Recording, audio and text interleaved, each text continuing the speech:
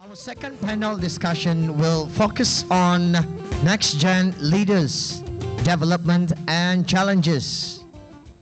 Ladies and gentlemen, we are privileged to have Dr. Asma Mustafa, Linacre College, Oxford University. Moderating this session is Ms. Shahnaz Sabri, founder and CEO of Prodigy Music Centre and Prodigy Orchestra and Sarawak Youth Icon Female 2022. Let us welcome our panelists and moderator on stage with a round of applause.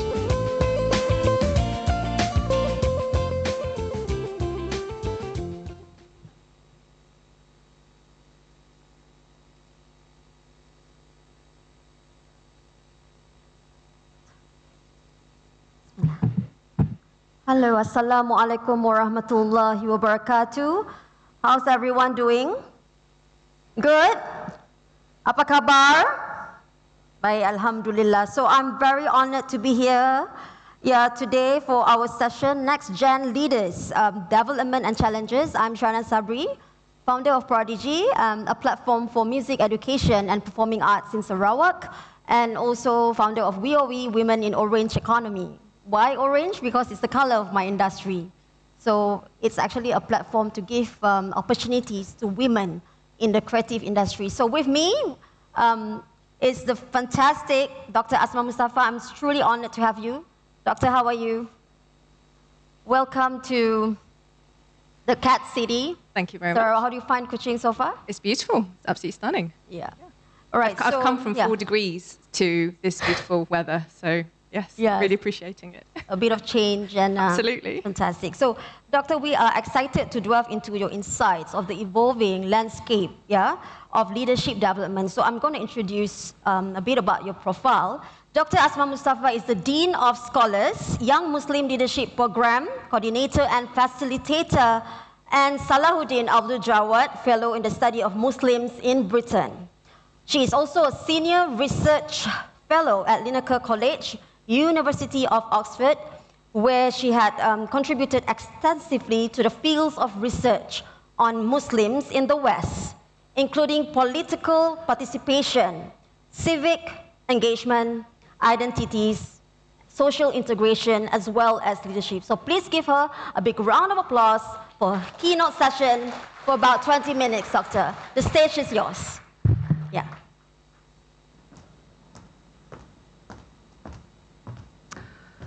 Hello, everybody. Assalamu alaikum. Thank you so much, Shahnaz, for your kind words and for this really beautiful welcome. I thought I would spend around 20 minutes just introducing this topic before Shahnaz and I then carry on with the conversation. So, as a sociologist, I've spent over 2 decades studying British Muslim youth, focusing on political participation, identity, and civic engagement. My research has allowed me to gather the perspectives of younger generations and understand the evolving challenges that they face. For 13 years, I have led the Young Muslim Leadership Programme at the Oxford Centre for Islamic Studies, together with the Prince's Trust. It is an intensive and highly competitive residential programme. Each year, we select 25 outstanding British Muslims aged between 21 and 30 for a 10-day immersive training in leadership values and ethics across sectors such as medicine, consultancy, media, and business. They engage in discussions with prominent figures from politics, education, the charity sector, and the civil service. These debates are often thought-provoking and deeply insightful, shaping many of the ideas that I will share with you today. Beyond this, I'm privileged as the Dean of Scholars to advise and mentor students at the University of Oxford, many of whom are from very diverse backgrounds, including Malaysian graduate students on the Khazanah Yayasan OSIS Scholarship Programme, who all bring valuable perspectives to discussions on leadership and the future. So in this first segment, I would like to explore the challenges facing the next generation of leaders. In my second segment, I'll outline the key skills and characteristics I believe are essential to nurture. I approach this topic not from a business school or leadership consultancy lens, but as a sociologist who observes, engages, and researches at a community level.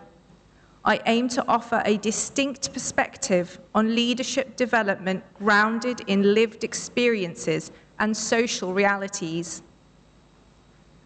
The world, ladies and gentlemen, is changing at an unprecedented pace, and young people are increasingly faced with various uncertainties: climate change, economic instability, social inequalities, technological shifts, and political unrest, to name just a few.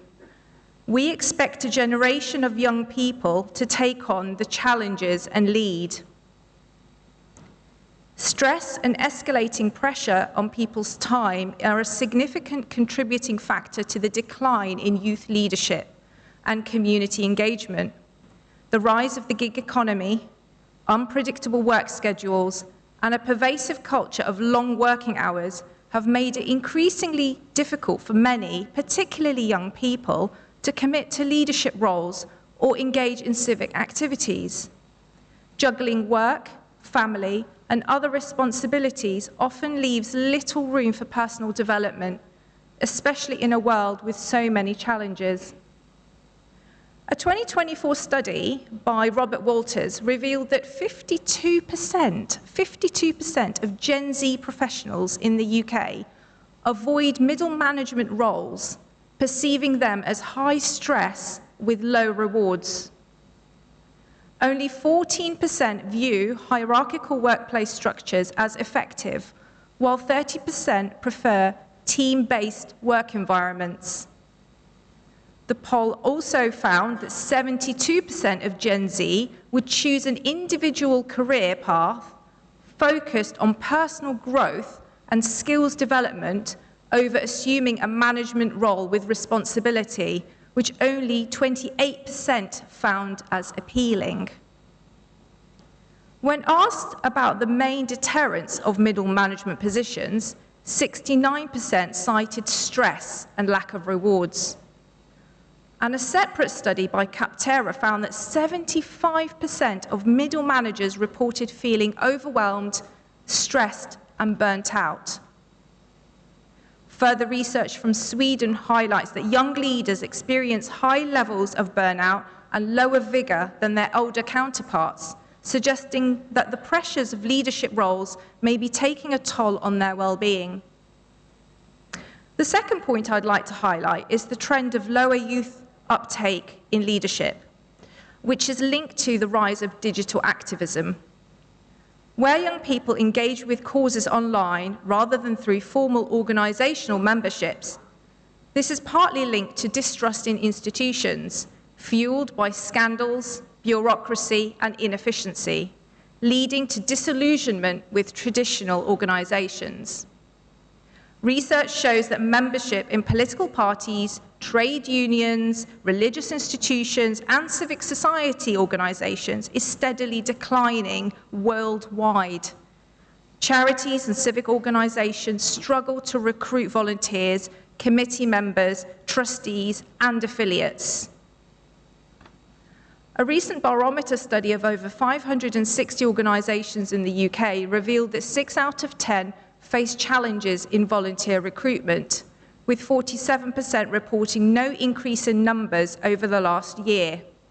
In fact, those actively involved in running or organising activities have decreased significantly from 14% to just 7%. Moreover, young people remain woefully underrepresented on charity boards. Research from the Charity Commission showed that individuals aged 18 to 24 make up only 0.5% of trustee populations, despite accounting for approximately 12% of the adult population. Many of these sectors, such as politics, business, law, the media, often require years of experience before reaching leadership positions, delaying the rise of young leaders. We should also not underestimate the impact that instant information and disinformation has on enthusiasm for leadership.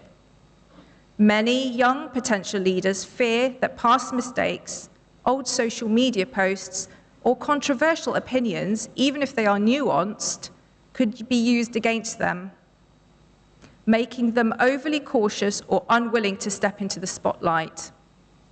Young people today know that every public statement, social media post, or action, no matter how old, can be resurfaced, taken out of context, and weaponized against them. This has created a culture of hypervigilance, where many avoid leadership roles to reduce the risk of being cancelled. It's caused a leadership hesitancy.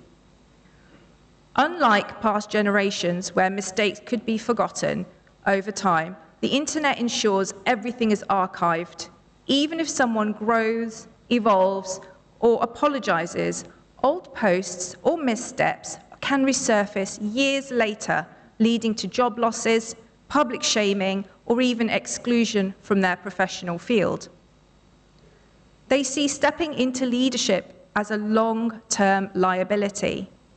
If we look at the case of Shaima Delali as an example, Shaima was elected by the National Union of Students in the UK, the NUS, as its president for a two-year term, starting in July 2022.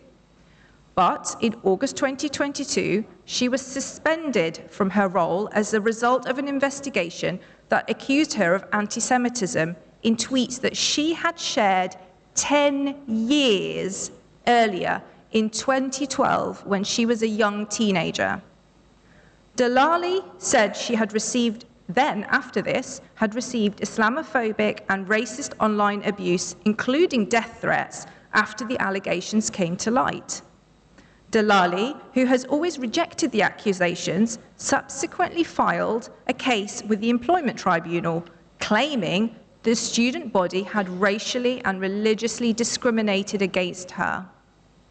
The NUS conceded that holding pro-Palestinian and anti-Zionist views are a protected belief, and in 2024 has agreed a substantial settlement in her favour. However, the long-term impact on her and on young Muslims following her case has been devastating. During a recent discussion, a young student mentioned that he would avoid joining or volunteer for a Muslim charity or organisation out of fear that it would impact his long-term international career options. He said that it may mean that he would not be permitted to work in certain international organisations or certain countries, and that some Muslim charities and organisations could be blacklisted in the future. This fear is really worrying and real and unfair. As a result of these fears, many young changemakers prefer alternative forms of influence, grassroots activism, digital advocacy, or behind-the-scenes work, rather than taking on public leadership roles that put their reputations at risk. Many young people are still deeply engaged in social change, but are redefining leadership in ways that don't fit traditional models. Instead of stepping into formal leadership roles, such as political positions, executive roles, or public-facing activism, they choose decentralized, digital, and collective forms of influence. If we think about the Black Lives Matter movement, the climate justice campaigns, and student-led protests, these movements rely on networks rather than figureheads, reducing the personal risk of being a visible leader. There has been a massive growth in influence through digital platforms. Many young people leverage social media, podcasts, blogs, and video platforms instead of traditional leadership to drive change. Influencers with large followings often shape discourse more than traditional leaders, as seen with figures on TikTok, Instagram, and YouTube who discuss politics, social justice, and activism. Unlike formal leadership, digital influence allows flexibility. People can control their messaging without being tied to an institution or a political body. The key question then is, how can we cultivate skills, mindset, and confidence needed to encourage more substantial uptake of leadership among the next generation? How can we equip young people with technical expertise, ethical grounding, adaptability, and courage to lead in uncertain times? How can institutions, mentors, and society create environments where young leaders feel empowered rather than exposed, supported rather than scrutinized? The answers lie in rethinking leadership development, investing in mentorship, fostering resilience, and creating spaces where young people can engage in leadership without the fear of failure or deplatforming. This requires a shift from seeing leadership as an elite pursuit to recognizing it as a collective responsibility, one that must be nurtured from within communities, educational institutions, and workplaces alike. So there are two attributes that I would like to highlight as really important for us to consider cultivating in our younger generations. The first is that of confidence and resilience. To cultivate the next generation of effective leaders, we must equip them with the tools to navigate change, to develop coping mechanisms, and build emotional intelligence. Young people today inherit the consequences of past decisions and are expected to drive solutions forward. However, many feel overwhelmed by the sheer scale of global issues, exacerbated by long-term localized efforts that seem ineffective. Resilience, the ability to adapt to adversity and bounce back from setbacks, is essential for young leaders. Yet, without adequate support systems, many struggle to sustain their motivation and energy over a long period of time. Confidence is one of the most extensively explored traits in leadership studies and is highly relevant to resilience. Research indicates that leaders with confident or charismatic facades are frequently selected for leadership roles, even when competency is low.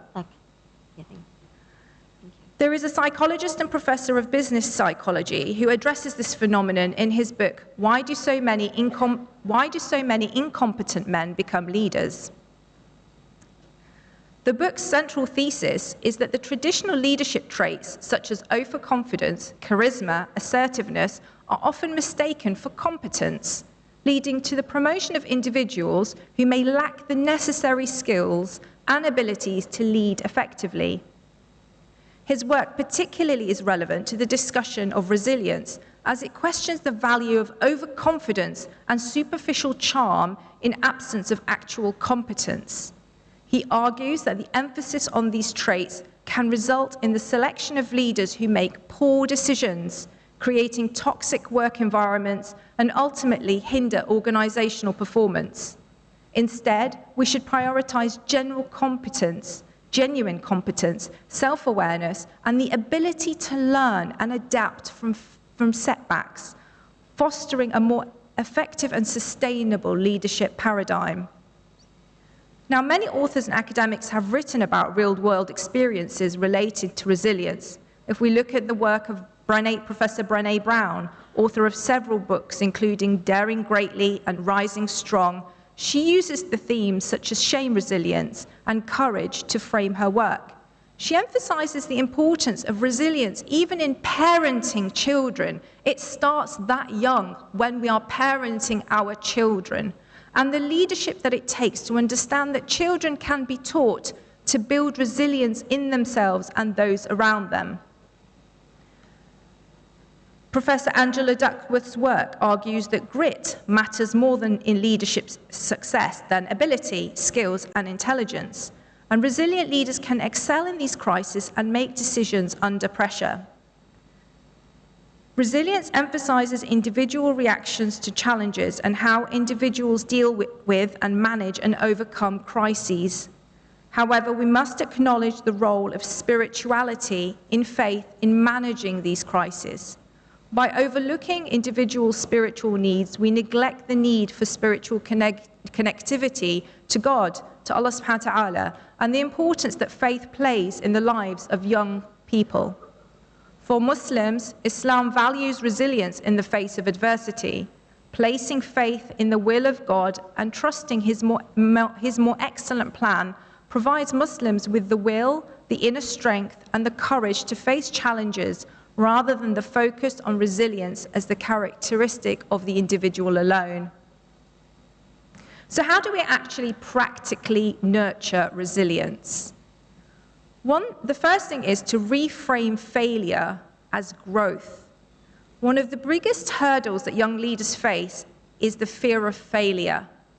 Societal and institutional expectations often equate failure with incompetence, leading to self-doubt. However, research in psychology on the growth mindset demonstrates that viewing setbacks as opportunities for learning fosters resilience. Encouraging young leaders to embrace experimentation and iterative learning can help shift their mindset from fear of failure to a mentality of continuous improvement. Equipping young people with effective stress management strategies is also vital. Prayer, mindfulness, meditation, and reflection practices can help regulate emotions. Studies have shown that mindfulness and interventions reduce stress and improve overall well-being, making these tools particularly useful for young activists and change makers, especially those of faith. Building support networks and mentorships are fundamental to resilience. Establishing mentorship programs where experienced leaders guide young change makers can provide emotional support, career insights, and motivation. Additionally, peer networks create spaces for shaping experiences and strategies for overcoming challenges, reducing feelings of isolation and inadequacy. The second area that I think is really important for us to encourage in our youth is that of inclusion. Inclusion is really important in a diverse society. We meet and work with people from different backgrounds with varied values. Teaching respect, recognizing strength in others, collaborating, and building trust is crucial for success. These sources highlight that inclusion in diverse societies is more than just an ethical goal. It is a critical factor for innovation, for financial success, and its effective teamwork. So why is inclusion beneficial? In the book, Move Fast and Fix Things, A Trusted Leader's Guide to Solving Hard Problems, the author highlights that inclusion helps you to retain good people, because it turns out that those people who will stick around as employees, if you truly walk the talk on inclusion, inclusion drives higher retention rates at all levels of organization, and employees will reward you with loyalty. Engagement scores are consistently higher for companies labeled as inclusive. Making people better is the key to their engagement, and inclusion seems to give you an advantage. Amy Edmondson's work on psychological safety shows that inclusive environments create spaces where people feel safe and they feel that they can be trusted. So you may ask, what skills would a leader who encourages inclusivity look to harness? I would say that part of it is around active listening. Leaders who are skilled listeners can genuinely seek to understand the perspectives and experiences of those around them, and to learn from those with differing backgrounds, upbringings, and values. This is especially important with youth, as technology, media, and culture change so quickly. Today's youth are highly attuned to these movements and can bring much value to the table. So we ought to encourage open communication. The second valued skill we need to nurture when encouraging young leadership is empathy. Leaders must demonstrate empathy by understanding and acknowledging the unique challenges and experiences of others. This helps not only build bridges of understanding and create a sense of belonging for members, but also to create a supportive and compassionate space in which to work together. Listening to others can also help leaders recognize each other's unique strengths and needs. Thirdly, reflective leaders ought to be aware of their own biases and work to address unconscious biases when working and collaborating with others. We all bring our own experiences, memories, and expectations to a team, and it's important to be aware of the dynamic of our own biases when liaising and working with others. As leaders, we must implement strategies to mitigate against our own conscious or unconscious bias in delegating, selecting, giving promotions, and day-to-day interactions. So in conclusion, today, more than ever, we need young leaders to step forward to fill positions and create a lasting impact. If young people don't lead, who will bring fresh ideas, energy, and innovation to the table? Who will ensure our communities, institutions, and movements are built to last? Leadership is not just a responsibility, it's an opportunity to shape the future, to mentor and uplift others, and to leave behind a legacy that outlives us. We must work together to ensure that our vision continues to blossom and to grow, and to leave a legacy with young people ready to carry that forward with an ethos, with energy, and with enthusiasm. Thank you. Well, thank you so much. Please give Dr. a big round of applause. Thank you so much for your insightful advice and also some of the experience that you share. And I really love the quote, especially the from Professor Angela Duckworth about the concept of greed, is how we nurture resilience at the age of, as early as young children. Because greed is the term that is so significantly correlated to success. So in your opinion, in today's context, the next gen leaders, how does it correlate to the contemporary leadership? Yeah. I mean, I think that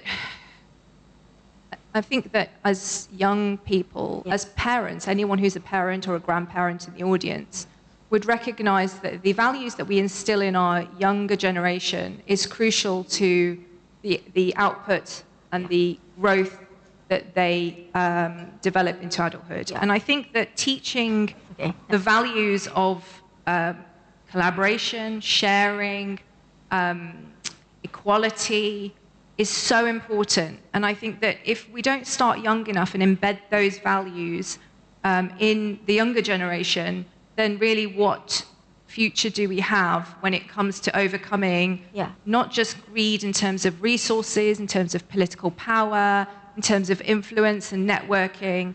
We have to teach our young people about equality and about sharing and about the value that other people, especially from other communities, and the importance of diversity and what that has and brings to our own communities. Yeah. Especially talking about diversity, I really love, I was reading your blog. Maybe you can share a bit of your experience in the interfaith services that you did in Oxford, just to share with all the audience. One of the verses that I love is this. One moment. The verse from the Quran that you chose to read by your student was, goodness does not consist in turning your face towards east or west. These are the ones who are true, and it is they who are aware of God. Chapter 2, verse 177 to Quran, translation of MAS, Abdul Halim, Oxford's World Classic. It's because in Oxford, I believe that there's a lot of multicultural diversities going out there. And for being a Muslim, how does it portray that leadership in you, to be portrayed as a good Muslim? Yeah. Okay. So Oxford is both a university city and a town. So it has what we call the university and it has the gown.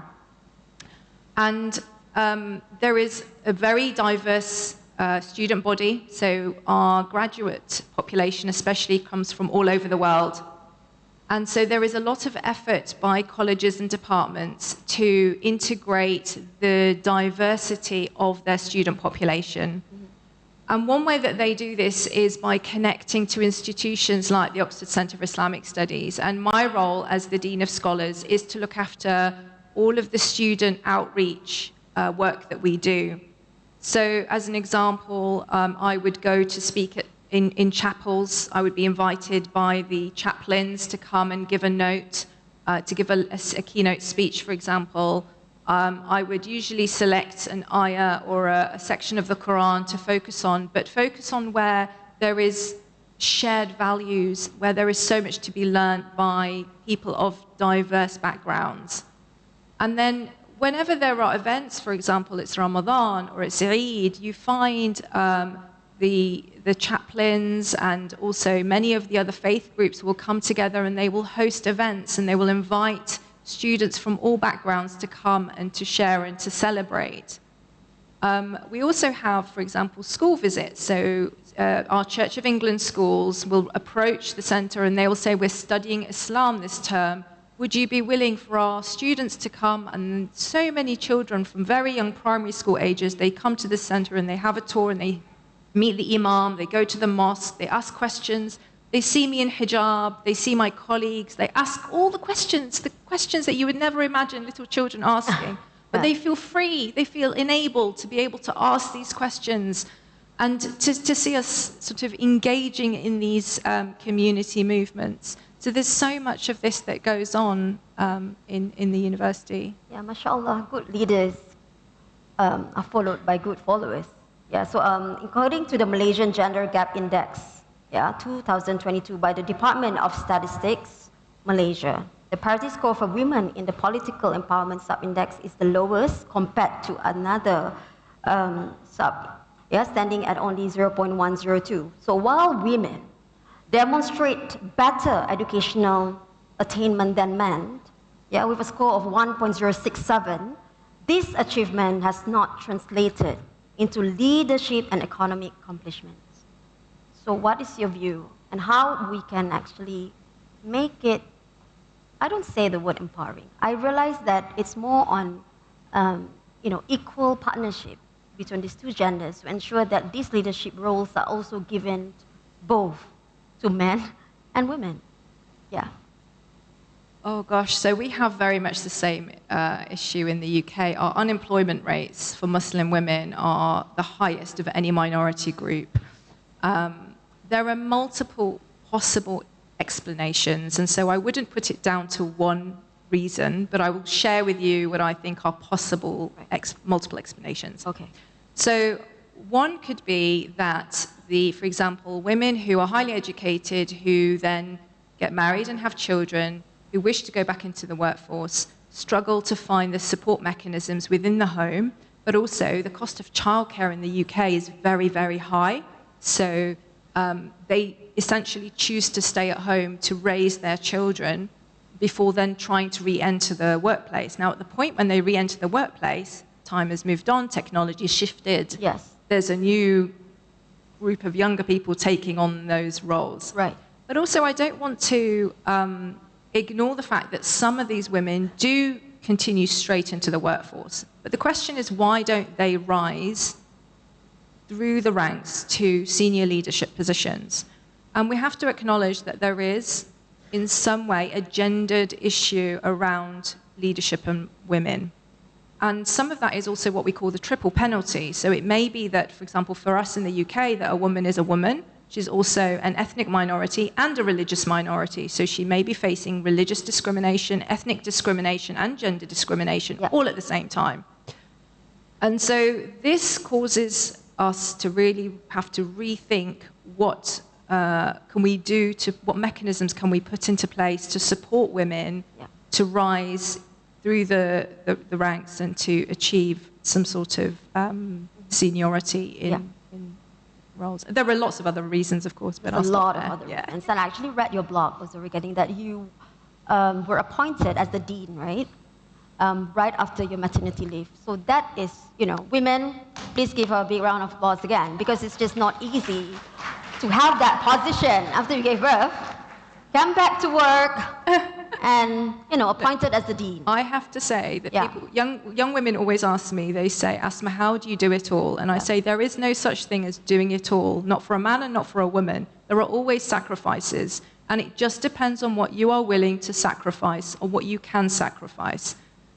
I also believe, truly, it is a partnership. I work very closely with my husband. He is very supportive of the work that I do. And as my children have grown older, I have 4 children, alhamdulillah. 4 children, mashallah. And so as they have grown older, it's a team. We work as a team at home. Life is not perfect. My home is not perfect. But alhamdulillah, I love what I do. And I feel that there is so much work to be done. Alhamdulillah. So what Oprah Winfrey usually said, for women, we can do it all, but we can't do it all at once. So it's all right. Okay, so I'm going to open up the floor for discussion. So any question? Yep. Let's go. Jangan malu bertanya. Sayang, dari Oxford lagi ya, datang. Okay? Okay, come Puan. Yeah, thank you. Okay. Bismillahirrahmanirrahim. Assalamualaikum warahmatullahi wabarakatuh. My name is Muhammad Aziz Ahta bin Alwi and I'm representing Club Remaja HIKMAH Samahan. Di depan sikit. Okay, sorry. Okay, dapat semua orang angka? Thank you. Ask him to go in front. Everybody can see him. So, Dr. Asma, I have two questions. But for the first question, based on the current issue, which is most of the youngsters right now use AI to do their homeworks, and based on my current experience, during debate competition, I saw a lot of teams use AI to gain resources without checking the truth, and also they use it blankly. So my first question is, do you think, nervous. Yeah. Do you think the use of AI can reduce the quality of leadership, especially among the youngsters and future leaders, in terms of their making decision and also their credibility? And for my next question is, does autocratic management in volunteering, especially in next generation or young generation, give better impact rather than laissez-faire kind of management? Or do you have other views regarding the appropriate type of management? That's all from me. Thank you.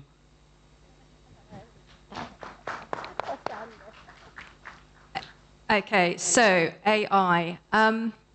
I'm going to maybe be a little bit controversial on this one and say you need to be very careful if you are using AI to produce your work, but also if you're producing applications, CVs, because what's happening is that the AI is resulting in people submitting very similar applications or submissions. So as a member of the university in my college, just 2 weeks ago, I was on a shortlisting for JRF, so Junior Research Fellows. These are positions where people have finished their doctorate, but they're not senior enough to have a full academic position. So they're sort of in that in-between phase. We had about 60 applications. They were all science and engineering applications. And when the shortlisting committee, including myself, were looking through these applications, we realized that so many of the cover letters were near identical, and so many of them very obviously using AI. And what we then were craving, of course, when we were looking through these applications, is we were craving authenticity. We were craving the person who was being really real and really authentic in their application and was being distinctive. So I would say that, AI is brilliant at generating some amount of guidance and some amount of information, but you have to, A, put in the correct information in the first place, B, always question what it gives you, and C, think about whether you're then going to just be the same as someone else, or whether you can make your application or submission or essay distinctive. Universities are struggling at the moment, but I think that there will be the technology to locate whether students are using AI very quickly. But we're still at Oxford. We're still sort of just getting there. I'm going to stop there, and I didn't. Yeah. The second question was like, about the management, about the leaders. Yeah, but it's okay. You can wrap it up. No worries. Okay, next question. Assalamualaikum. I'm Wan Ruslina. Yeah. I'm Yusuf from Kuala Lumpur. From Kuala Lumpur? Yeah. And from an educational psychological background, I'm just recapping what you were telling us about your research and your data from United Kingdom. And I'm thinking about the new culture that is happening among our new generation of workers, employees, whereby they were so much, or they are so much on the social media, such that with what happened during the COVID-19 made them prefer to be doing work on their own. And you were mentioning about collaborative leadership. Yeah. So my question is, from your experience in UK, what do you suggest the steps that we can start off from young to have this practice of collaborative leadership happening as early as possible? One of it is to counter back the new culture of wanting to do work on their own. In fact, when they come for interview, they will ask, can I work from home? Yeah. Am I right? So it's really worrying for us psychologists. Thank you.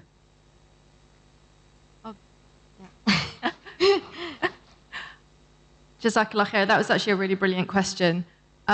I didn't bring the statistics with me, but I was reading this brilliant research piece that was showing that when they studied people who in organizations were working on their own versus people who were working in teams of 3 versus people who were working in teams of 5 or 8, the teams that were working in teams of 8, where there was ethnic diversity and age diversity, i.e. there was an older person and a younger person and lots of age difference and ethnic diversity, was the most effective way of producing work. And they were saying that this collaboration with people of different backgrounds, different experiences, different ages has a valuable sort of is an asset, and people need to be aware of the value of working together and collaborating. It can't possibly be a coincidence that in academia we all crave to collaborate across universities, across disciplines, because we know that we don't know it all, and actually someone else brings something else to the table. We have to remind younger generations of the value of this collaboration and what teamwork and group work can do, because it's crucial. And I don't just mean, even religious diversity is crucial. So yes, no, I think it's really important. And also, Doctor, the Gen Z in Malaysia is currently the largest age group, representing 29% of the overall population, with a monthly disposable income of 327 million. US million. Okay, the Malaysian Generation Z is an electronically engaged generation and is heavily dependent on their smartphones and social media. They are more flexible. And talking about entrepreneurship as well, I interviewed so many new graduates, and they were like, is it okay if I work from home, flexibility? So as an employer as well, I also have to learn to adapt. I even have a doobie day in the office. Like doobie day is a concept by Simon Sinek. It's all about, if you don't feel like going to work, you can take off at least a day. Just to make sure that everything just link, and to understand the generation gaps of these people. Because as a millennial, I don't get it.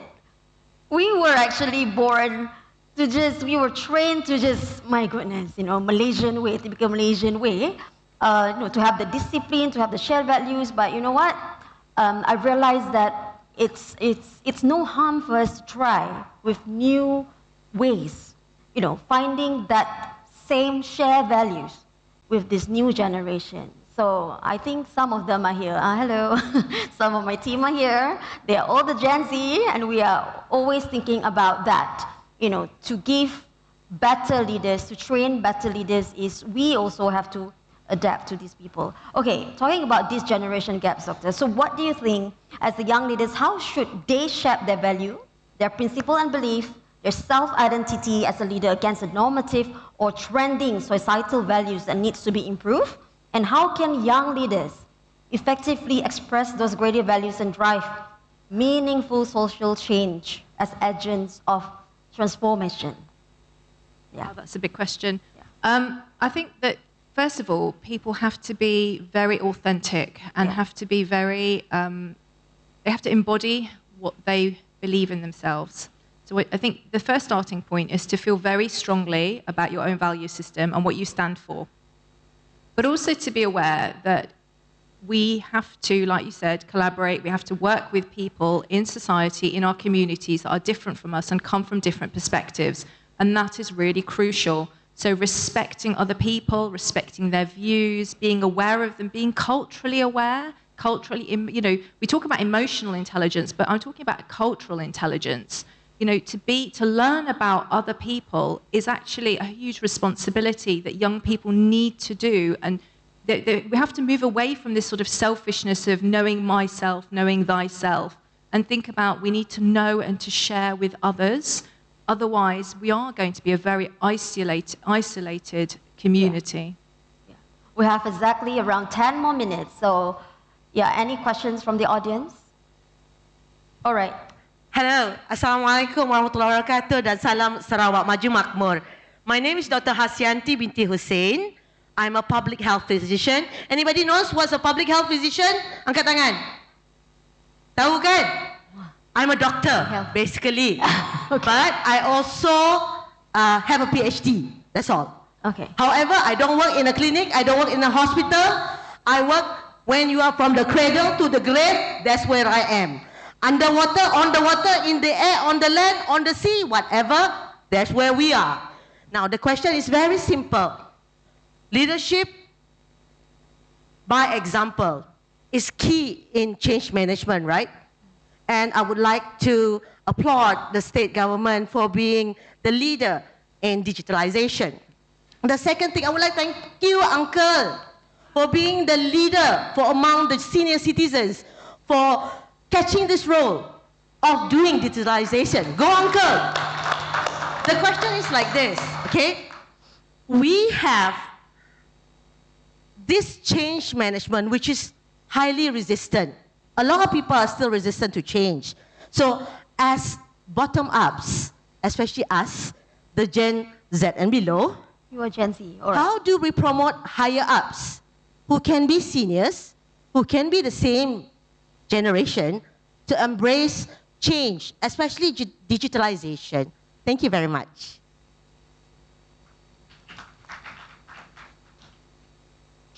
Change, embracing change. Embracing change. Okay, so this might be a very micro sort of a piece of advice, but I really like the idea of mentoring top down, but I also like the idea of reverse mentoring, where younger people mentor the older generation, so it's reciprocal. And I think one of the reasons why this works so well is because although older generation have so much to share, guide, teach the younger generation, there is so much change happening amongst the younger generations that the older generations sometimes feel that it's just passing them by and they don't understand it. I'll give you a case study. One of the speakers at the leadership program that I run a few years ago, he was the CEO of a top UK bank for many years, and as part of his role, he had to do some outreach, and so he was invited to become a mentor, join a mentorship program. And he resisted at first, but then he said, then I accepted, and they paired me up, he said, with a young black man from inner city London who had just come out of jail. And he said, at first, I was sort of like, oh my God, what do I have in common with this young man? He's young, he's black, he's from inner city London. I went to Eton, I studied at Oxford, I was born into privilege. You know, all I know is riches. I've literally got nothing in common with this young man. But he said, I had to do it. And he said, what developed after that was fascinating. He said, he helped this young man sort out his CV, get his first job, he helps him onto the job market. And throughout the year, this young chap built a friendship. And what he said was very much like reciprocal mentoring.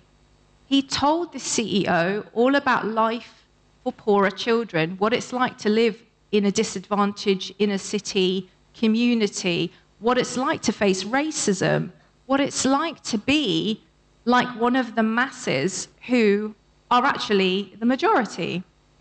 And he said what happened after that was when the mentoring came to an end, I felt heartbroken. I didn't want to let go. And he said we carried on. We carried on for many years. He then the young man had children, and I became godparent to his children. He said this reverse mentoring was far more life-changing for me than the mentoring I feel that I gave the young chap. And so I think that what would be really beneficial is for older people to mentor younger people, but equally for younger people to mentor older people. Yeah, I believe that's true. And get a mentor and you will excel. So this is what people are always telling us, right? You get a mentor and you will excel. Instead, we should tell them, excel and you will get a mentor. Right.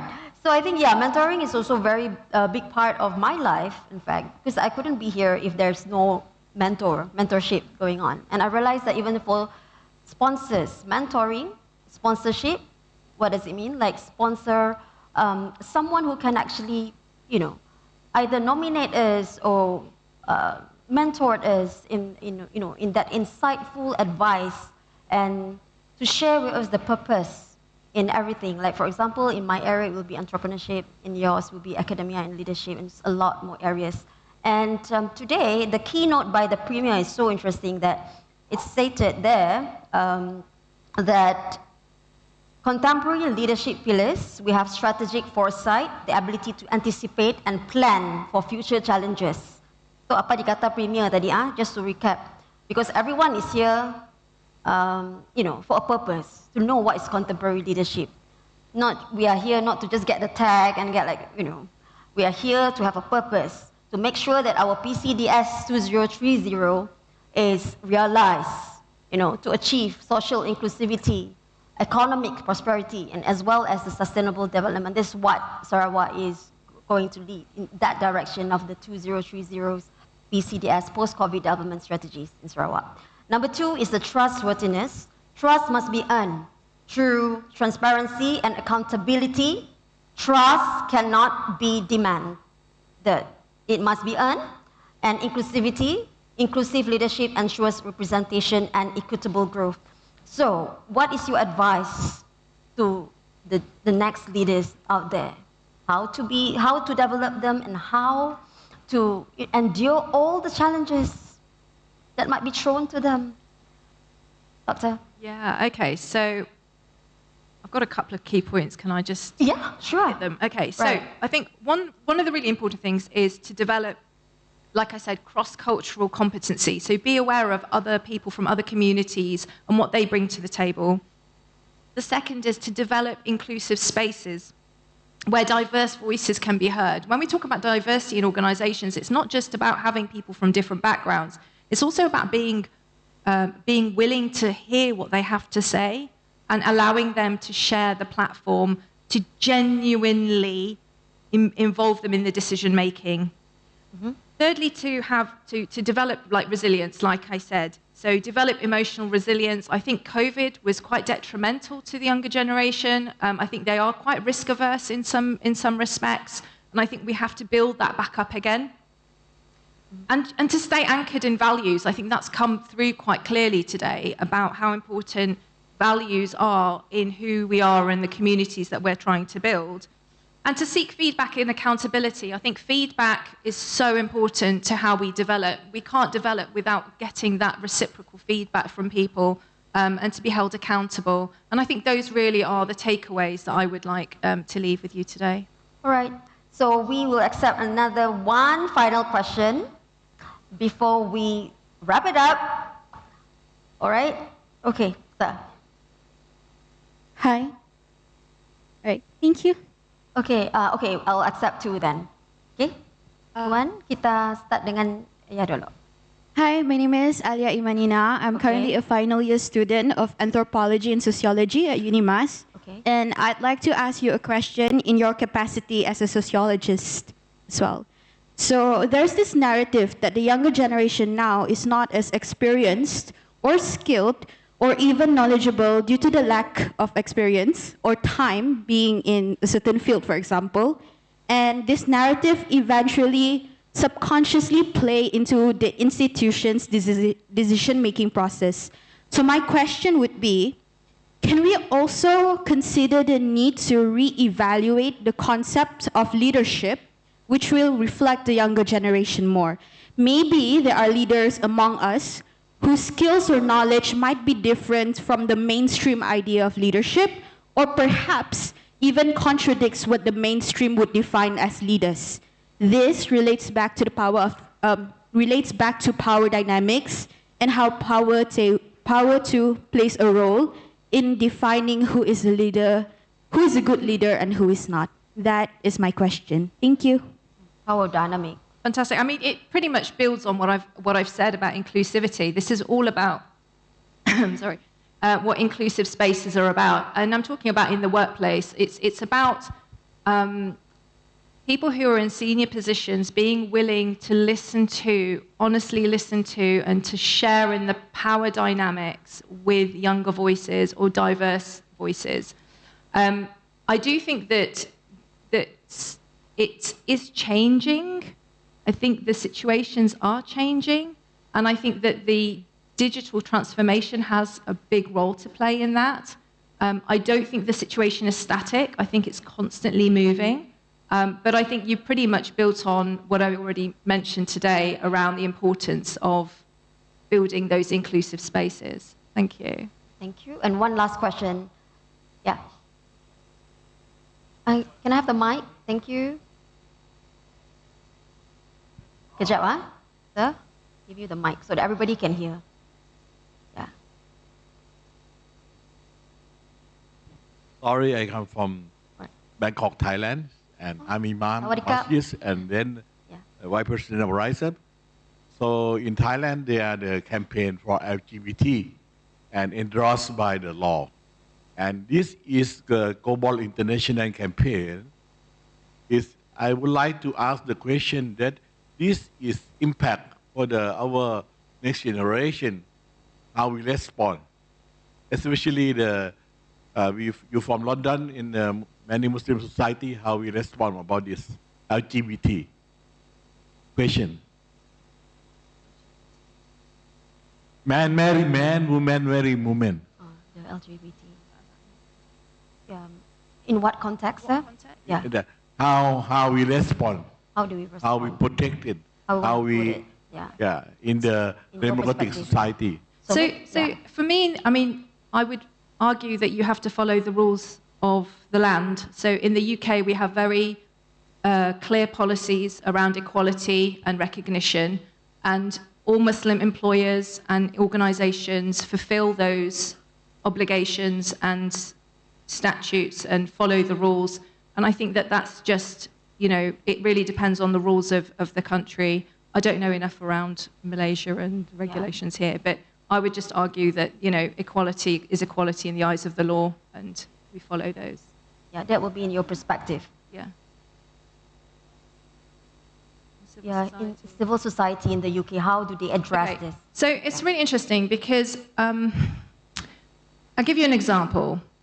When the genocide in Gaza happened, there was huge movements in the UK where cross communities, people came together to support the Palestinians. So there were lots of protests, there was lots of community activism, lots of charity raising. And this included lots of multiple communities. So it included faith communities, ethnic communities, and LGBT communities.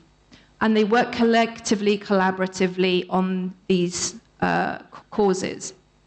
Fast forward a few months ago, I don't know if you heard that there was a murder of 3 young women in Liverpool, children, and there was a disinformation that was sent out that the murderer was Muslim. So there were riots in the streets of Liverpool, and there were several mosques that were damaged. There were lots of shops and houses that had windows broken. Now, those communities who came together to support the Palestinian movement also came together because they had already built allyships and collaboration. They then came together to fight this far-right fascism. So in order to fight this far-right fascism, all these communities came together in these groups, and they cleaned the roads, they built the mosques, they brushed up the... I saw footage. They literally brushed up the glass. Builders came in. They started building. There was a huge, beautiful community movement of people working together. I'm not arguing that we should accept or advocate a value system that is different from ours. That's not what I'm saying. All I'm saying is we must learn to work with people who are different, who think differently from ourselves. We must learn to work. We are in a global world. We speak different languages. We have different value systems, different histories, and we must work together to build a better future for our children, inshallah. I hope that's answered your question. All right, alhamdulillah.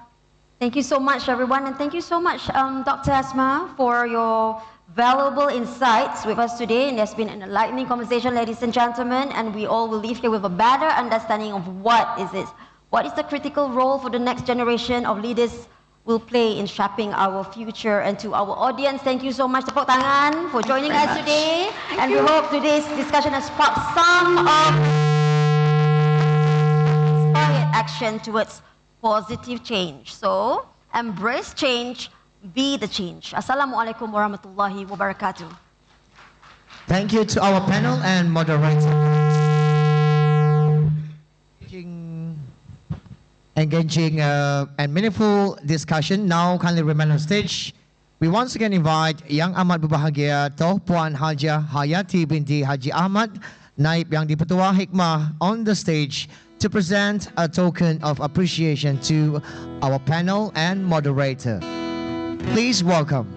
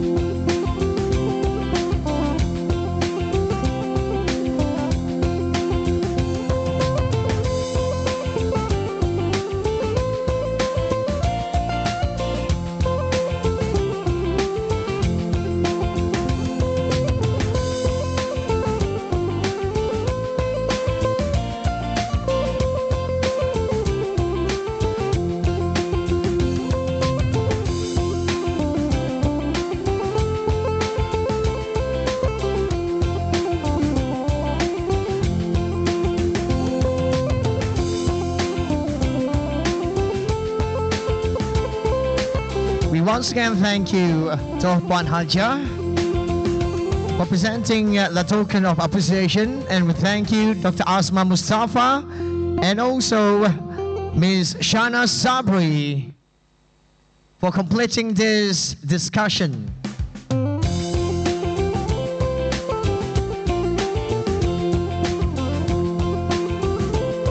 Ladies and gentlemen, we now invite you to enjoy some refreshments while networking with fellow attendees. This is a great opportunity for you to connect, exchange ideas, and explore exciting innovations on display and potential collaboration. And a friendly reminder to all participants, tomorrow our slot will commence at 9 a.m. So we would like to invite you to come earlier than that. And for those participants who want to get the certificate for this summit and the presentation files of the speakers, you can get them from our QR code tomorrow morning. So those of you who want to get the certificates and the presentation files of the speakers, you can get them from our QR code tomorrow morning. Friendly reminder, and thank you so much.